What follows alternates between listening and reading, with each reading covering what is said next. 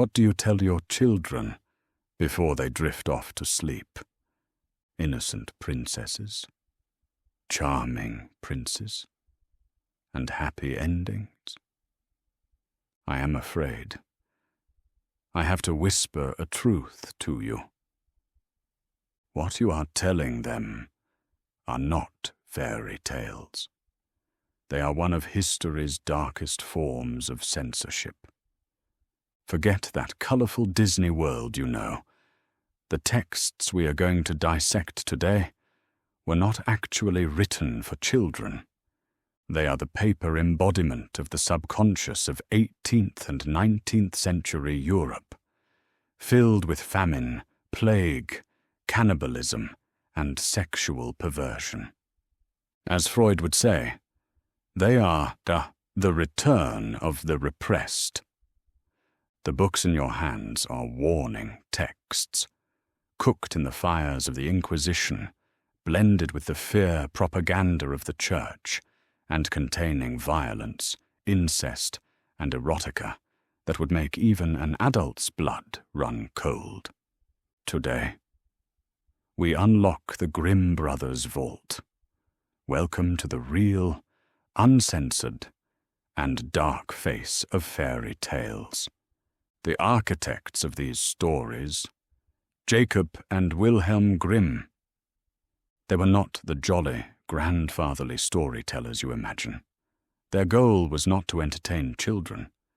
It was to record the pagan and dark essence of the German soul, and a mythology that was fading away. They traveled through the villages and the gloomy black forests of Europe, collecting these stories under the title Children's and Household Tales. But this household was not safe. The first editions were so savage that they had to be censored repeatedly due to parental outrage. The versions we read today are the sanitized, castrated versions of the original texts. So, what did they hide? Let's examine these tales, one by one, with a psychoanalytic scalpel. First on our list is Little Red Riding Hood. Most of you think this is a story about a girl taking cookies to her grandmother. However, from a psychoanalytic perspective, that red hood is not an innocent accessory. It symbolizes menstrual blood and a young girl's step into sexual maturity. In the original text, the girl does not carry cookies. She carries bread and wine, representing the sacrament of the Eucharist in Christianity. The Church is giving a clear message here. If you stray from the holy path, sin will swallow you whole. And what about the wolf? The wolf is not an animal in the woods. In the Freudian view, he is the id. He represents unbridled sexual urges, and the predatory male. In the uncensored version, the brutality is at its peak. The wolf swallows the grandmother, but he sets some parts aside. He cooks her flesh in the kitchen and pours her blood into a wine bottle. When Little Red Riding Hood arrives, the wolf, disguised as the grandmother, says to her, "I have prepared some food for you." The girl, unknowingly, eats her grandmother's flesh and drinks her blood. This is the darkest manifestation of cannibalism and pagan rituals. It doesn't end there. The wolf then tells the girl, "Take off your clothes and come lie beside me." The girl undresses, piece by piece, throws her clothes into the fire, and gets into bed. In the original finale, there is no huntsman. There is no rescue. The girl loses her virginity and innocence to the wolf and is eaten. This is a brutal, erotic warning given to young girls. If you fall for a stranger, your end will be death. Let's move on to Snow White. According to psychoanalyst Bruno Bettelheim, this tale describes a deadly Oedipal conflict between mother and daughter. Here is the shocking truth. In the Brothers Grimm's first edition from 1812, the person who sends the girl to the forest to die is not a stepmother. It is her biological mother. The mother experiences a narcissistic crisis regarding her daughter's sexual development and beauty, seeing her own reflection, her youth, fading in the mirror. She wants to destroy her rival, her own daughter. The queen's desire is not just murder, it is cannibalism. She asks the huntsman for the girl's lungs and liver. The huntsman brings the organs of a wild boar, and the queen salts them and eats them with delight. This is a ritual from primitive tribes to internalize power and youth. Escaping this deadly pursuit, the girl takes refuge with the 7 dwarfs. But these dwarfs are not Disney's Happy or Sleepy. They are social pariahs, genetically deformed minors forced to work in the dark depths of the earth, excluded from society. Snow White is not a princess to them. She is a servant who washes the underwear and cooks the meals of 7 men.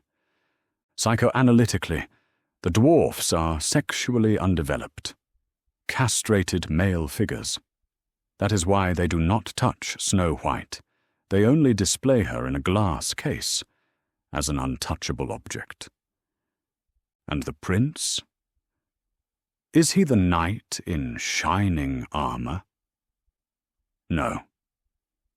The prince falls in love with a corpse, lying in a glass coffin in the woods. He wants to take it to his palace. In clinical psychology, this is defined as necrophilia. The prince desires not a living woman, but a passive, dead object that cannot object. And the finale, the scene Disney never showed. At Snow White's wedding, the biological mother is punished. The punishment is taken straight from medieval torture methods. She is forced to wear red-hot iron shoes taken from the fire, and she is made to dance until she dies. This is an Inquisition punishment, where pride and sin are cleansed by fire. Cinderella, or by her original German name, Aschenputtel.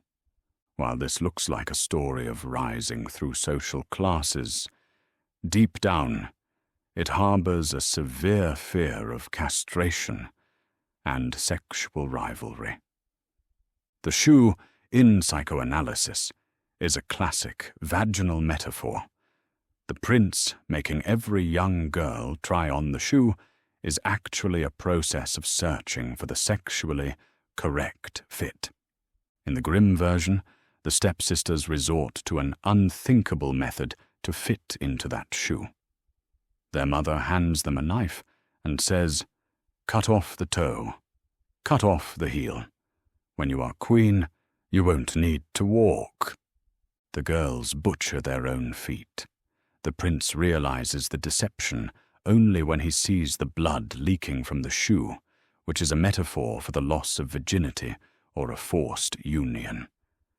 And Cinderella, she is not the innocent victim you think she is. She is a figure of vengeance on her wedding day. She gives a signal to her loyal pigeons. The birds attack the stepsisters at the entrance of the church and peck out their eyes.